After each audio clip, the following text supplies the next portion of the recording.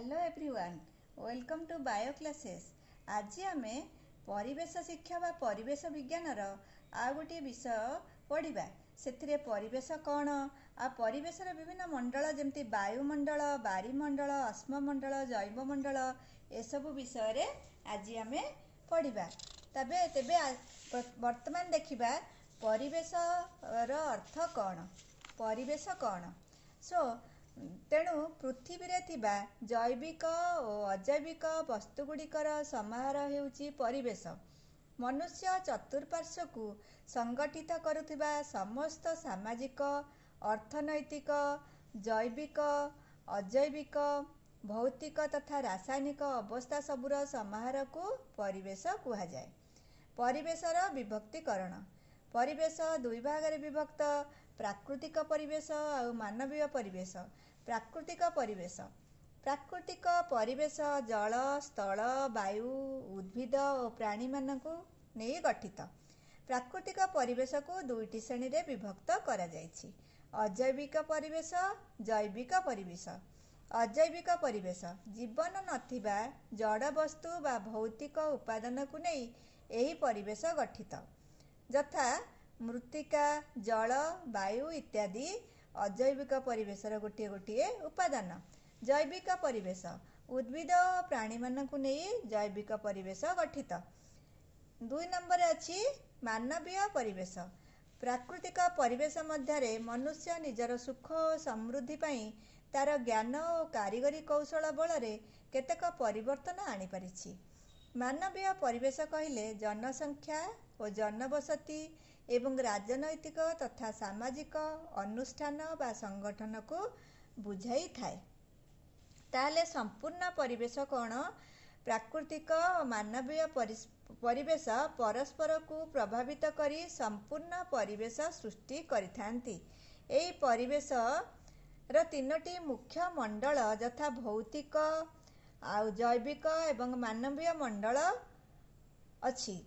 से भौतिक मंडल रे देखिबा हमें अश्ममंडल, बारीमंडल, वायुमंडल।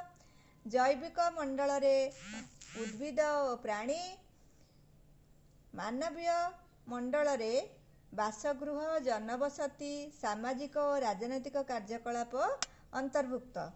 ताहले वर्तमान आमे चलो देखिबा वायुमंडल। वायुमंडल गठन एवं तार उपादान गुड़िक विषय रे। ताहले जीवजगतर स्थायित्व पाई यार भौतिक परिवेश अपरिहार्य। वायुमंडल भौतिक परिवेश रे अंतर्भुक्त। पृथ्वी को घेरी रहिथिबा गैसीय आवरण को वायुमंडल कुहा जाए। यह विभिन्न गैस मानकर मिश्रण। मुख्यतः जभकारजन 78%, अम्लजान 21% और अंगारकाम्ल 0.03%। एथिरे मध्य आहुरी अनेक प्रकार गैस स्वल्प परिमाण रे अछंती। से गैस गुड़िक है यथा आर्गन, अंगारकाम्ल, हीलियम, मिथेन, क्रिप्टन इत्यादि। यह व्यतीत वायुमंडल रे धूलिकणा, धुआं, अणुजीव, जलीय बाष्प इत्यादि मध्य रही थाए। वायुमंडल थिबा विभिन्न चक्र तथा अम्लजान चक्र, जबखारजान चक्र, अंगारकाम्ल चक्र, जलचक्र इत्यादि जीवजगत उपरे यथेष्ट प्रभाव पकाई थाए। तापमात्रार तारतम्य दृष्टि वायुमंडल को चारि भाग में विभक्त करा जायछि। ट्रोपोस्फियर, स्ट्राटोस्फियर, आयोनोस्फियर आउ एक्सोस्फियर।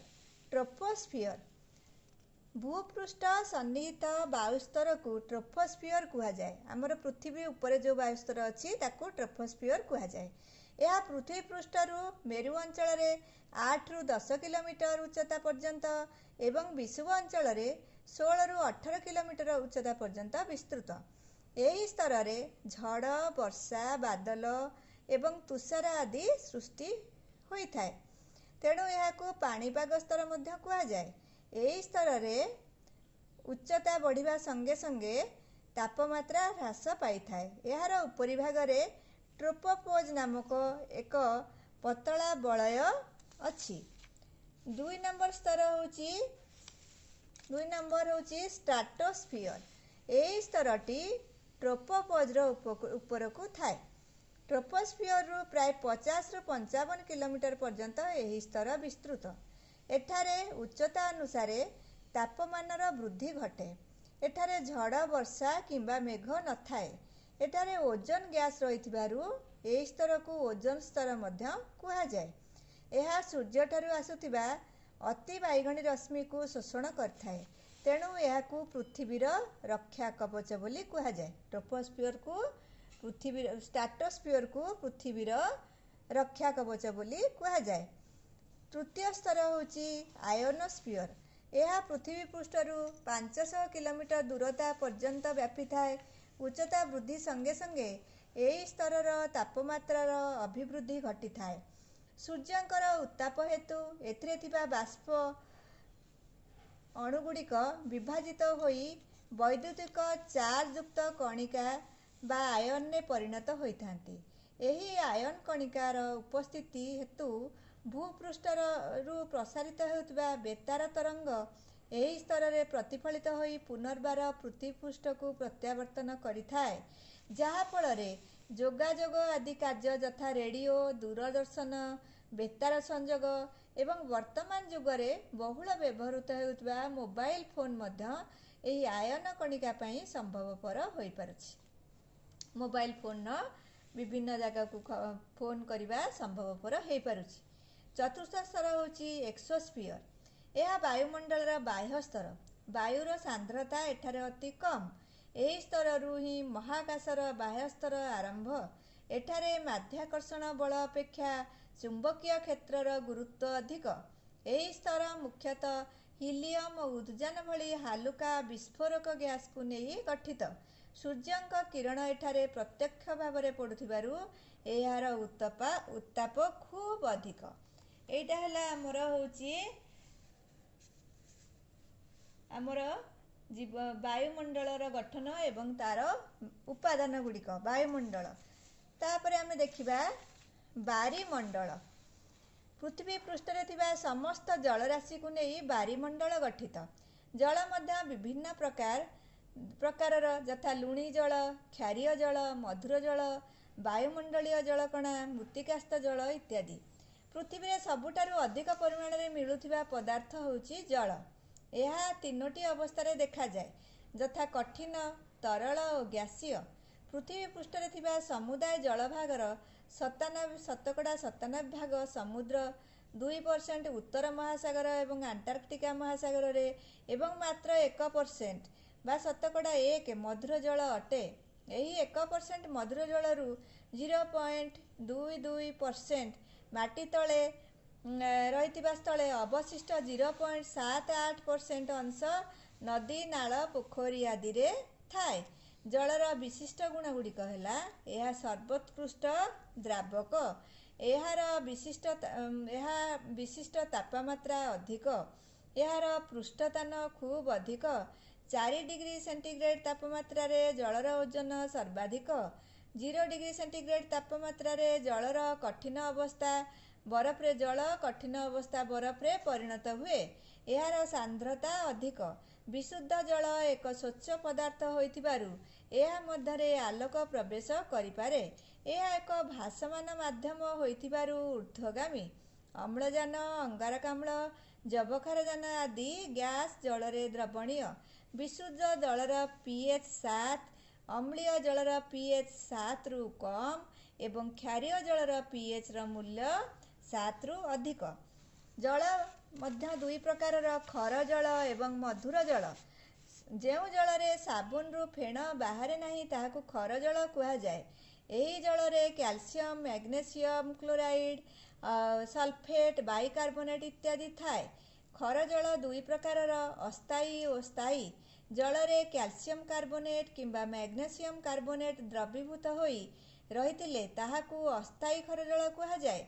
खर जल को अधिक तापमात्रा रे फुटाइले खरत्व दूर होई यह मृदु जल रे परिणत हुए।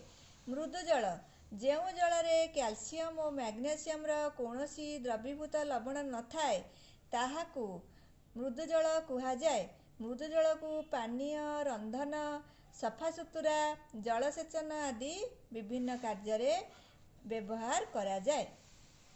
ଅଶ୍ମମଣ୍ଡଳ ଏହା ପୃଥିବୀ ପୃଷ୍ଠର କଠିନ ପଦାର୍ଥକୁ ନେଇ ଗଠିତ, ଯଥା ମୃତ୍ତିକା ଓ ଶିଳା। ଏହା ମଧ୍ୟ ବିଭିନ୍ନ ସ୍ତରରେ ବିଭକ୍ତ। ଭୂତ୍ୱକ ଏହା ବାହ୍ୟ ଭାଗ କଠିନ ମୃତ୍ତିକା ସ୍ତର ଏବଂ ଏହାର ମୋଟେଇ 8 ରୁ 40 କିଲୋମିଟର। ଖାଦ୍ୟ ଓ ବାସସ୍ଥାନ ପାଇଁ ଜୀବଜଗତ ଏହି ସ୍ତର ଉପରେ ନିର୍ଭର କରେ। ଭୂତ୍ୱକ ସ୍ତର। ବାହ୍ୟ ଆବରଣ ଭୂପୃଷ୍ଠର ଠିକ୍ ତଳ ସ୍ତରରେ ଏହା ତରଳ ଅବସ୍ଥାରେ ଥାଏ। ଅଧିକାଂଶ ତରଳ ଧାତୁକୁ ନେଇ ଏହି ସ୍ତର ଗଠିତ, ଯାହା ଆଗ୍ନେୟଗିରି ଉଦ୍ଗୀରଣ ସମୟରେ ବାହାରକୁ ନିର୍ଗତ ହୁଏ। ଏହା 2900 ରୁ 3000 କିଲୋମିଟର ମୋଟେଇ ବିଶିଷ୍ଟ। ତା ତଳକୁ ଅଛି ଅନ୍ତଃସ୍ଥଳ। ଏହା ଭୂଗର୍ଭର ଅନ୍ତଃସ୍ଥଳ। ଏହାର ତାପମାନ ପ୍ରାୟ 6000 ଡିଗ୍ରୀ ସେଣ୍ଟିଗ୍ରେଡ୍। ଏଥିରେ ତରଳ ଲୌହ ରହିଥାଏ। ଆଉ ଗୋଟିଏ ମଣ୍ଡଳ ରହିଲା ଜୈବମଣ୍ଡଳ। ପୃଥିବୀ ପୃଷ୍ଠରେ ଥିବା ଜୀବଜଗତକୁ ଜୈବମଣ୍ଡଳ କୁହାଯାଏ। ଜୈବମଣ୍ଡଳରେ ବିଭିନ୍ନ ପ୍ରକାର ଜୀବ ବାସ କରନ୍ତି, ଯଥା ଉଦ୍ଭିଦ, ପ୍ରାଣୀ, ଅଣୁଜୀବ ଏବଂ ମନୁଷ୍ୟ। ବାୟୁମଣ୍ଡଳରେ ଜୀବମାନେ ପୃଥିବୀ ପୃଷ୍ଠରୁ 6 କିଲୋମିଟର ଦୂରତ୍ୱ ପର୍ଯ୍ୟନ୍ତ ରହିଥାନ୍ତି। ସମୁଦ୍ରରେ 7 କିଲୋମିଟର ଗଭୀରତା ପର୍ଯ୍ୟନ୍ତ ଜୀବମାନେ ରହିଥାନ୍ତି। ଜଳବାୟୁ ଅନୁସାରେ ଜୈବମଣ୍ଡଳକୁ ବିଭିନ୍ନ ପ୍ରକାରର ବିଭକ୍ତ କରାଯାଇଛି, ଯଥା ବିଷୁବମଣ୍ଡଳୀୟ, ତୁନ୍ଦ୍ରା, ନାତିଶୀତୋଷ୍ଣ, ସ୍ଥଳଭାଗସ୍ଥ ଓ ଜଳଭାଗସ୍ଥ ଜୈବମଣ୍ଡଳ। ଜୀବମଣ୍ଡଳରେ ବାସ କରୁଥିବା ଜୀବଗୁଡ଼ିକ ପରସ୍ପର ସହିତ ଜଡ଼ିତ ଥିବା ବ୍ୟତୀତ ବିଭିନ୍ନ ଅଜୈବିକ ପଦାର୍ଥ ସହ ମଧ୍ୟ ପ୍ରଭାବିତ, ଯଥା ଆଲୋକ, ତାପମାତ୍ରା, ମୃତ୍ତିକା, ବାୟୁ, ଜଳ ଇତ୍ୟାଦି। ସବୁଜ ଉଦ୍ଭିଦମାନେ ଆଲୋକ ସଂଶ୍ଳେଷଣ ପ୍ରକ୍ରିୟା ଦ୍ୱାରା ବାୟୁମଣ୍ଡଳକୁ ଅମ୍ଳଜାନ ନିଷ୍କାସିତ କରିଥାନ୍ତି। ପ୍ରାଣୀମାନେ ଶ୍ୱାସକ୍ରିୟା ପାଇଁ ଅମ୍ଳଜାନ ଗ୍ରହଣ କରନ୍ତି ଓ ଅଙ୍ଗାରକାମ୍ଳ ତ୍ୟାଗ କରନ୍ତି। ଏହି ଅଙ୍ଗାରକାମ୍ଳ ଉଦ୍ଭିଦମାନଙ୍କ ଦ୍ୱାରା ବ୍ୟବହୃତ ହୋଇଥାଏ। ଏହିପରି ଭାବେ ଜୀବଜଗତ ଓ ପରିବେଶ ମଧ୍ୟରେ ଆଦାନ ପ୍ରଦାନ ଚାଲିଥାଏ। ତେଣୁ ଭୌତିକ ପରିବେଶ ଜୈବିକ ପରିବେଶ ବା ଜୀବଜଗତ ସହ ଘନିଷ୍ଠ ଭାବରେ ସମ୍ପୃକ୍ତ। ଶକ୍ତିର ପ୍ରବାହ ଏବଂ ଜୈବ ଭୂତାତ୍ତ୍ୱିକ ରସାୟନ ଦ୍ୱାରା ପରିବେଶ ଓ ଜୀବଜଗତ ମଧ୍ୟରେ ସମ୍ବନ୍ଧ ସ୍ଥାପିତ ହୋଇଥାଏ। ତେଣୁ ଜୀବଜଗତ ବାୟୁ, ଜଳ ଓ ମୃତ୍ତିକା ଉପରେ ନିର୍ଭର କରିଥାଏ। ତାହେଲେ ଆଜି ଆମେ ପରିବେଶ କ'ଣ ଏବଂ ଏହାର ବିଭିନ୍ନ ମଣ୍ଡଳମାନଙ୍କ ବିଷୟରେ ଜାଣିଲେ। ଧନ୍ୟବାଦ।